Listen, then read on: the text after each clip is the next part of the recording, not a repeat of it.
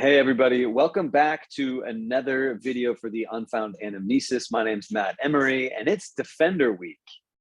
So I get to read you the Defender Manifesto. 2 weeks ago, I read the Builder Manifesto. The Builders were the first sect to leave Main City to go establish Metropolia. Then shortly thereafter, having something shaken loose, this realization that they're not living according to their calling, to their path, and that they had defined and ceased to discover. We have the explorers saying, you know what, it's time that we do the same, and that should have been us, but we'll follow suit, and they go off to base camp. And so suddenly you have a bunch of defenders in a city that has significantly less explorers and builders, and there's just not enough work to go around, and there's not enough appreciation to go around. And suddenly they shift from being these really abundant, loving, like, I am here to experience beauty and I am enjoying the moment. And this world is fantastic. And the beauty that we're given by our God is tremendous. And I am just marveling in the wonder that is Main City, that is my existence, that is my countrymen. You know, we are all one big happy family. And love is the liquid, the blood of this civilization. And it makes our world go round. And defenders, they're open-hearted sentimentalists, they're gentle naturalists. But because they have this perspective on the world, they see the value inherently in all things, they are inclined to protect those things when those things are threatened. The inherent value, the inherent worth that is just constantly existing is so present in their minds. One, because they go slow and they appreciate things and they immerse themselves in the wonder of the world. And two, because we tend to have greater affection toward the things that we care for. And we tend to dislike the things that we disrespect. You'd think sometimes the emotion would precede the action, when in fact, more often it's the action that precedes the emotion. So they're taking care of the world. And they love the world. They have an affection toward the world. Only problem is there's not really enough attention to go around anymore. There's not enough affection, a love, appreciation to go around. And it starts to get the defenders in this place where they feel a little shortchanged. They feel a little disrespected. They feel like here we are in service to our world, and the world seems to give us no attention whatsoever. They pay us no mind. We're here to support you, to protect you, to love you, to cherish you, to persevere, to preserve. And yet the builders go off and they just leave. And the explorers, they go off and they just leave. And the defenders aren't really sure what to do with that. So this sort of toxic scarcity comes about. And what burgeons in this time, about 80 and 90 years ago in Bastunia, is this very transactional, no longer community. It's this, yeah, I'll be a defender, but there's a demanded appreciation. And that demanded appreciation is going to come in the form of resources, of money. And they're only doing jobs when they can get money now. And that's the kind of market that is seemingly come about. Now, meanwhile, there's this one defender, kind of like the figure who just hangs on to the sense of honor and service, and like it's all about giving back. You know, we create the environment that people can thrive in, and we invite them to come in and be loving and be abundant, but we're not waiting for them to bloom before we water that flower. We're just going to continuously water it. And when it blooms, then we'll feel like watering it. But the action is going to precede the emotion. That's this guy's idea. So he writes this manifesto, and it's quite beautiful. It's my favorite of the three. But that's not really the culture in Bastunia at this time. The culture is very much the scarce, the transactional. It's no longer a community. People aren't doing service for service sake. So we have this young defender who has a choice. He really is clinging to this manifesto written by somebody of an elder generation, just maybe a generation before him. And it's fresh in his mind, and he really wants to embody these principles. And he really envisions going down south and recognizing that the way of the world is calling for smaller units of defenders instead of like the army of defenders in one place.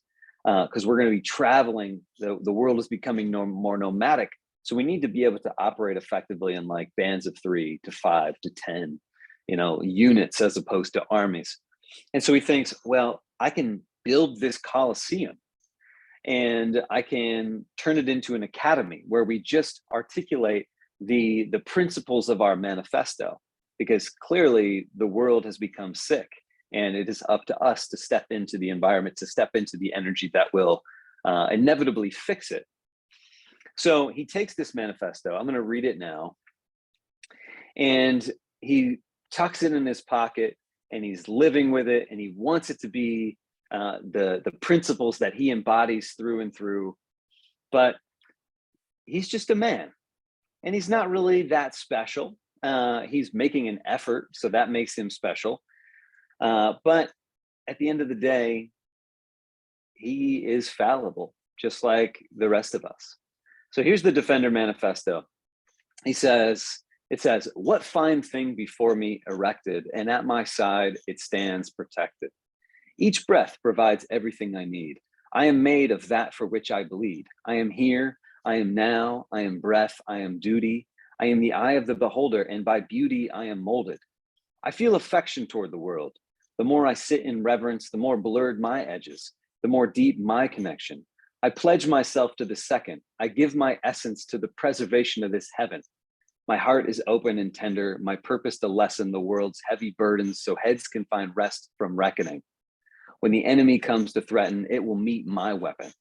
The world needed one to step in, to safeguard its innocence, one who was willing to face the imminent danger, to be discriminate. The thorn knows its place. It gives the rose space. It is close enough to know the rose, but not so close as to expose it to the throes. Juxtaposed below, the rose knows grace, while the thorn, as sworn protector, becomes the mace, until the world is safe." So as fine and good as these honorable principles are, being the thorn and allowing the rose to be the rose and maintain its innocence, this man finds himself in a dilemma. I want to build this Coliseum, but in order to get the Coliseum, I need resources. In order to get resources, I need to become that which I am against on some level, and I need to go and do a contract, and I need to do some protection run with a builder, and from there, take my resources, take my money that I get from this, and build this Coliseum. Now, he escorts this builder up to the all build for the annual competition. But as we know, in the all build, one of the things that happens at the end is the Azigra will come and attack the structures. In fact, it's a bit of a piece of honor to be the one that builds the structure that gets the attention of the Azigra. So there's always going to be a Azigra, but usually they're distracted by the structures. Well, in this case, this defender has an opportunity to choose who he must defend. He finds himself in a little bit of a predicament. Does he defend his employer, the builder who is contracted to keep him, to have him keep him safe, or does he protect a bunch of innocent families, children, elderly, women, defenseless, younger souls? So what does he choose? Well, he would really like to tell you that he chose to protect the civilians. However, he chose his duty. And in doing so, he protects the builder, and he has to live with that forever, because by protecting the builder, he allowed a whole group of people to be killed. Now, the builder is obviously grateful, and the builder says, as a gift, I'm going to build you this Coliseum. And this Coliseum took on the form of the academy that he'd always dreamed about.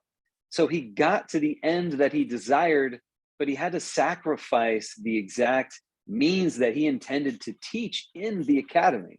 So you could say in some way, shape, or form, the bricks are imbued with the blood of those deaths that he let happen.